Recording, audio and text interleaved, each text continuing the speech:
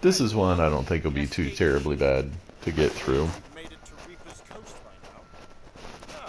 I cut a lot out of this fight. Back in Fort Joy, I wasn't quite sure, but it really is him, the poor god's cursed soul. Bravest man I ever met. Now fallen so low. Anyway, I don't see how he was fallen. you He know, was Garrison taken. Friedemann warned me about you. God willing. I'm afraid your journey ends here. You would only bring ruin to Riverlon. If anyone is going to become the next divine, it will be me.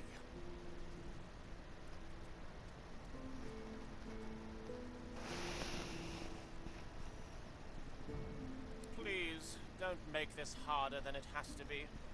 It's not your fault, but still you stand in the way of peace. This must be the end of your journey, for the salvation of all Riverlon.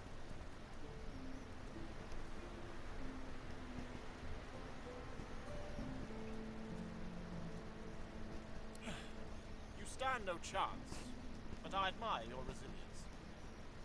Give it your best shot. Boom. Here goes.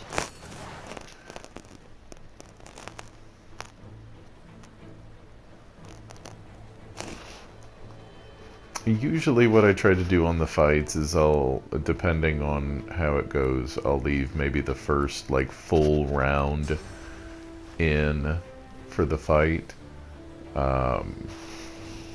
But I did a lot of repositioning and stuff like that at the start of this one, so I edited this down quite a bit more.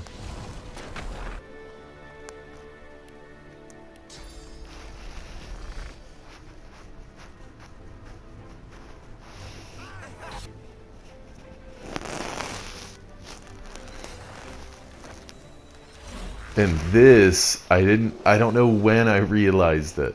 I don't know when I realized that I totally screwed up and that I cast him in water, not on stone. And so I think like right here after he does his first hit, I realized he's a water incarnate. And so he's doing magical damage. Oh my god, I was so annoyed. It's like, you have to be kidding me. Ugh. So then we put Alexander down.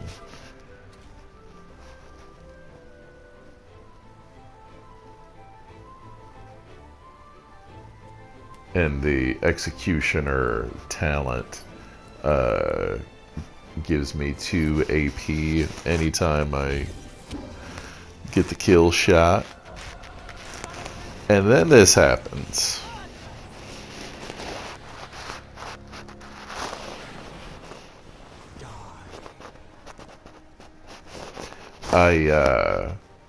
If I had been role-playing Ethan, I probably would have gone with the first one. But for the Red Prince, I think the Red Prince would have done that. So at least they're helping us.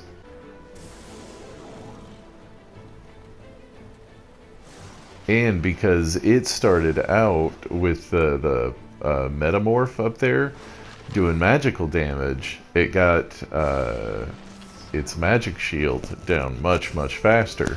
So actually having the water incarnate ended up being a much better scenario. It was able to do a lot more damage to that thing out of the gate. So even though it was a complete screw up to start with, and Fane's dead. Fane still doesn't have my respect. It ended up being good.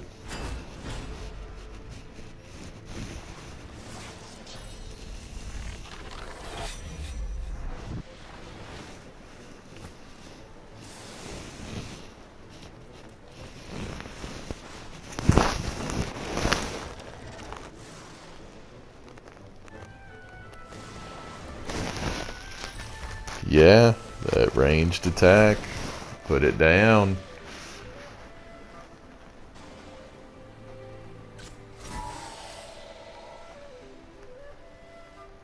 and just finishing left and right.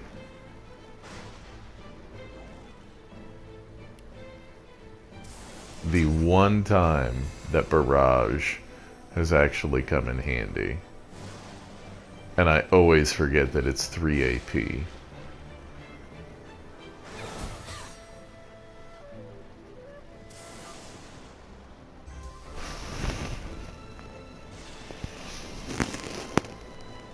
Yeah, so this guy was really becoming a problem. And so just teleported him right into that necro fire.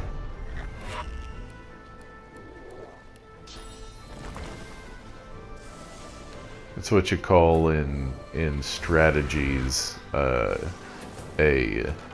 dick move. A very dick move.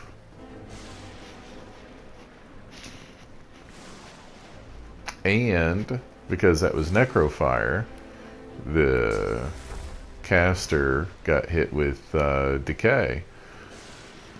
So was able to first aid her almost to death.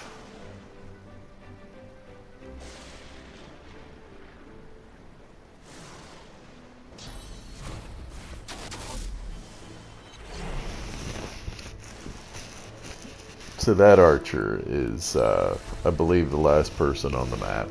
And, wow, were they just obnoxious about this. There's always one. There's always just one that drags it out.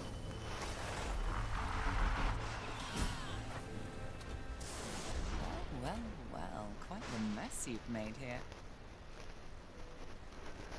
Thanks for showing up so early. Oh yeah, Lose died somehow. Grabs you behind the neck with alarming strength and pulls you close. She sniffs twice, her nose at your ear, then bites, piercing the lobe with a needle-sharp fang. She releases you and grins, running tongue over teeth. God woken. Very weird. I don't think she's a vampire, at least nothing like that has come up yet. I can tell a lot from a little taste. The carnage on this beach nearly speaks for itself, but still, one can't be too careful. She leans back, looks you over, and smirks. So, God woken, you're what gets some of us out of bed each morning. What do you make of that?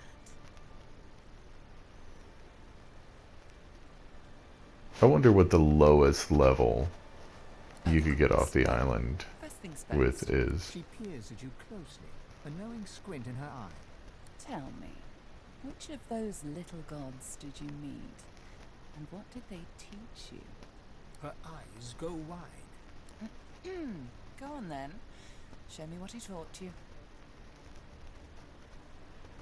Hey, that stings. She examines her hands, where the skin sizzles slightly beneath their newfound aura. So yeah, something about her. Something. Heals once more. Something. Her whole body seems to relax. You really are God woken. I'm happy. Well, unbecoming. Come then, we set sail, your destiny awaits, etc. You'll have to ask the Meister about that. She's dying to meet you. Melody beckons you to the boat. After you, darling. And with that, I think we're done with Fort Joy. God woken. Wait till she finds out. Salty water mists your face. Your skin prickles in bright, warm sunlight. The boat bobs forward through the water, and Fort Joy shrinks behind you. There were maybe one or two little things that we didn't do. Vengeance. The horrors of Fort Joy behind them. Some of there were like a couple pet pal quests. Left as God woken. The fate of this godforsaken world now rested on their shoulders. Or at least on the shoulders of one of them.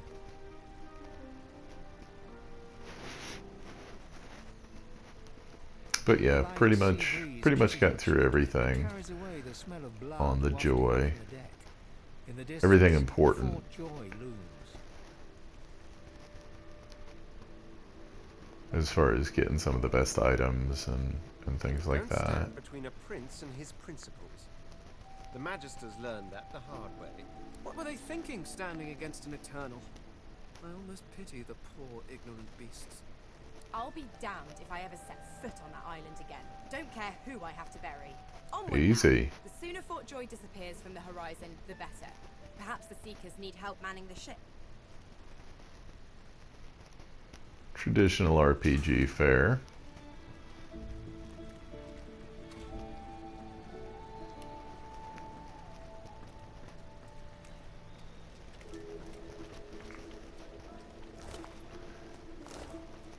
What I gather is lost a lot of the Seekers in taking the ship. I remember this one. His name was Kerben. His friend's sword couldn't save him, it would appear.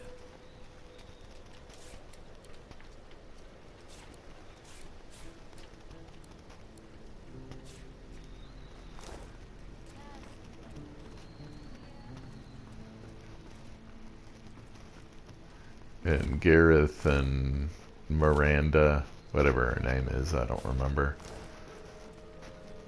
They have a bit of lengthy dialogue.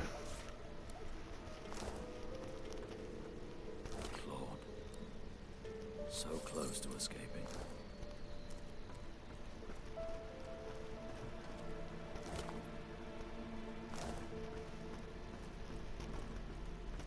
Spare me, Gareth.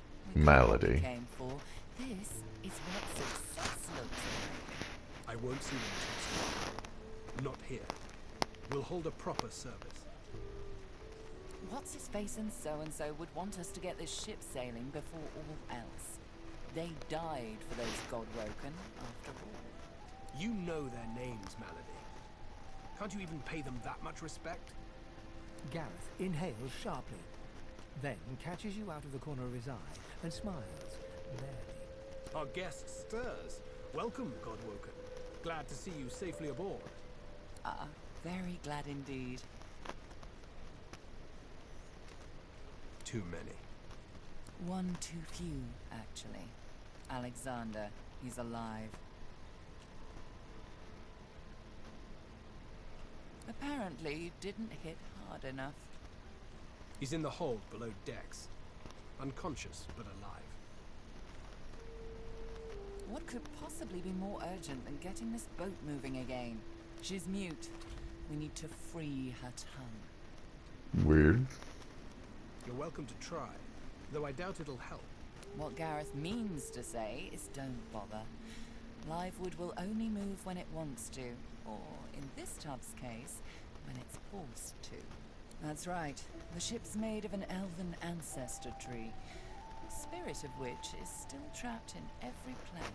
Impressive world building. Is a way to control I like that. everything. I like that idea.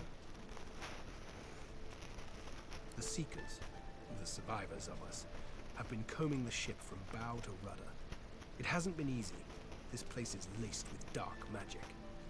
These Seekers have such a limited skill set. We lost a man in the search. Malady might not appreciate that, but I do. And I hope you do too. I'm sure the Godwoken will be able to get the ship moving. I don't remember. I don't recall finding. Oh, maybe the guy up front. Maybe the guy at the bow. I'll keep an eye on the red until the cage is locked again. So we found Lose. We got her back in the Get away crew. from them, sorcerer. Shut up. The divine.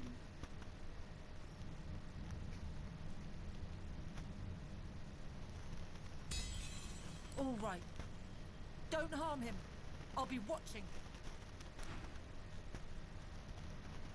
Bishop Alexander lies supine on a bare wire cot. Though unconscious, his eyes are only half closed. His swollen jaw hangs open at an odd angle. Bruises swell beneath his eyes, and a shallow gash zigzags from his right ear down to his beardless cheek. Unconscious, he looks more boy than bishop. Someone has wiped the bishop's hands clean and folded them neatly over his abdomen. They rise and fall in shallow, jagged swells. A beautiful six-sided gem rests on the bishop's chest, hung round his neck by an ordinary oiled rope. The gem sits heavily in your pouch. His face contorts with agony and his eyes flutter, yet he doesn't return to consciousness.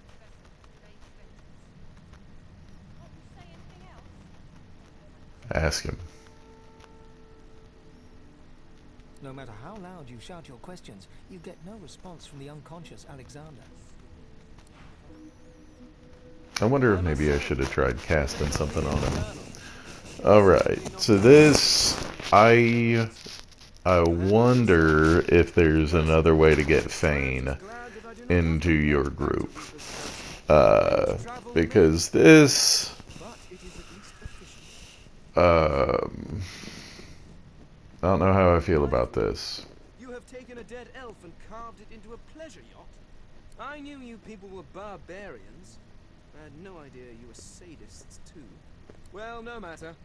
Whatever gets me to Reaper's Coast quickly. I have an excavation site to explore. I really wanted Fane in my party. Let's just be clear about that. Treasure worth digging for. Knowledge. I was investigating a site where several artifacts of my people have been found. Some were even intact.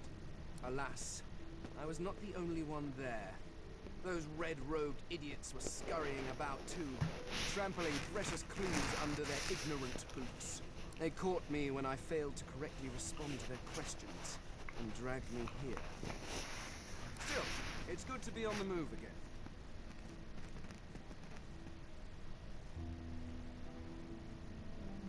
They simply asked me what I was doing there, and I simply told them to be gone from my lands. I may have used the phrase pathetic mortals. Come to think of it, I may have used it several times. Damn fools. The faster we leave them behind, the happier I should be. Well, you see, I have a rather pressing engagement at the Black. The skeleton breaks off mid-sentence as he notices your hand. He pulls out a notebook, flicking through it, running a finger down the pages. Physical contact, voice lowered, coin looks. Good heavens. Is this a mating ritual?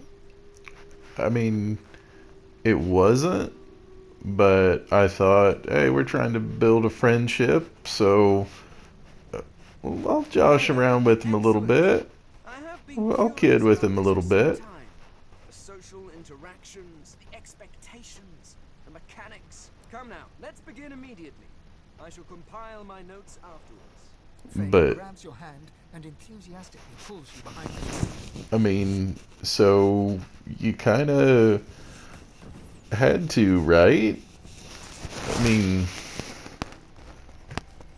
it's not his fault he doesn't know how to joke. Most unusual. I mean, I had read all the leading authorities on it, but I didn't think.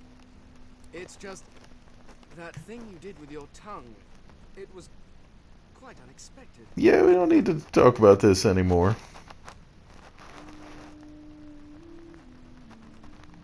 A team? What an interesting prospect. You certainly seem capable in Fort Joy, and a companion on Reaper's Coast could be quite... Very well. I am open to it. I believe you normally spit on your palms to seal agreements. I seem to lack the fluid and the desire to touch you. I hope a hard... You didn't a few minutes ago. Where was that desire then? Good lord. Had to fondle a skeleton. The door seems like any door, at least at first. Then you notice its unblemished wood. There is no knot, no scratch, no dent to detract from its apparent perfection.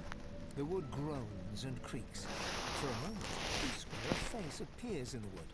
A face tortured and tormented, a six-sided shape carved upon its forehead. The face vanishes. The anguished face appears once more. It dips its forehead towards you and waits. A shudder of pleasure racks the figure in the door. It seems to breathe. All of a sudden, all anguish is gone. It gives you the sternest of looks. No entry allowed. Please use the port side door. Listen up so I don't have to repeat myself again. I am not an entry door. Fine.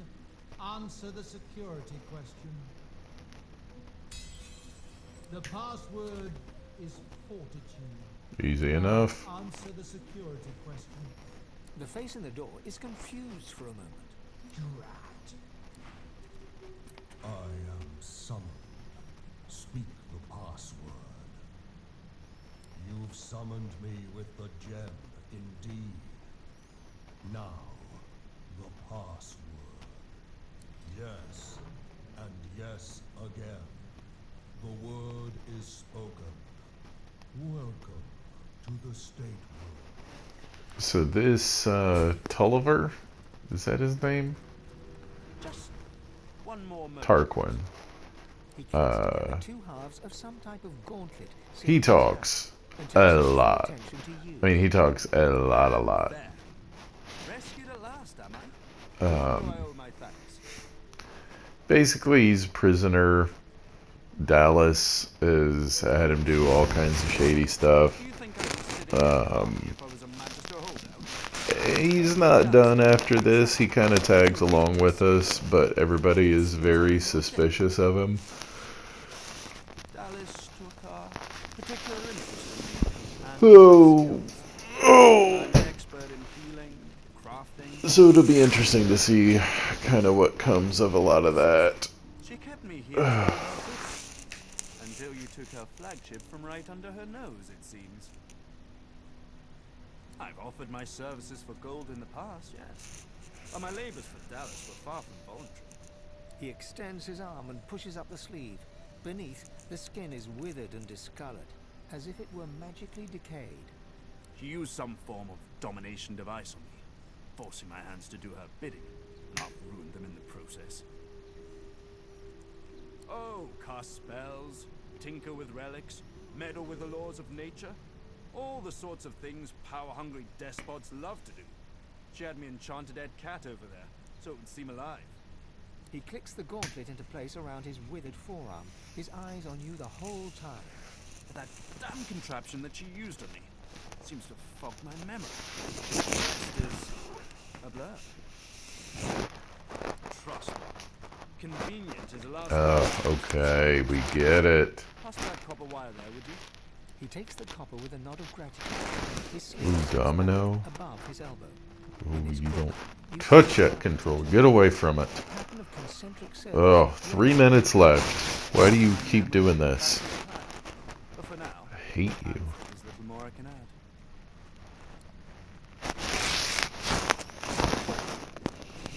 add. But he does have some amazing items. I mean, you definitely want him around for that, if nothing else.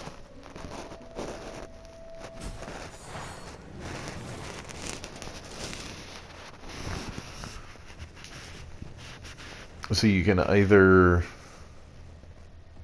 do this fight by teleporting down to the other pyramid, or by doing what I just did, coming down the ladder. Don't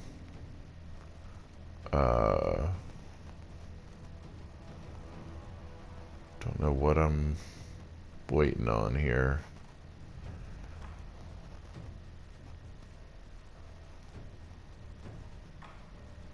Usually I was pretty good about editing out those lulls. But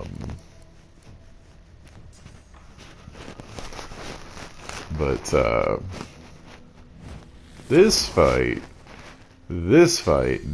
definitely makes sure that you have upgraded your equipment before whatever happens next.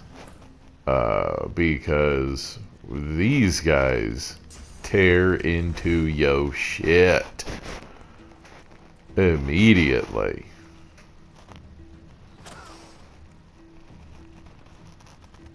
Fane, you just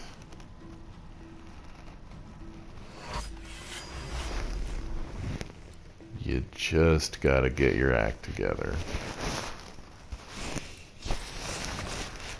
But now that I got some warfare skills on him, that's helped with him a lot.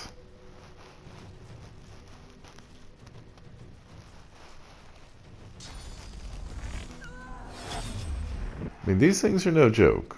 They pack a massive punch.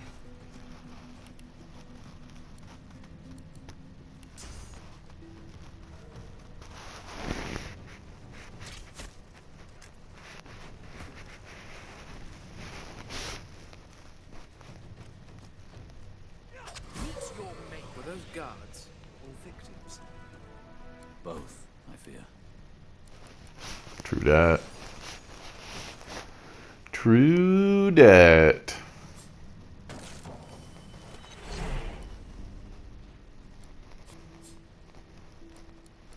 And then we get everything we need to figure out how to get the ship to move. And so that's where we're going to pick it up next time.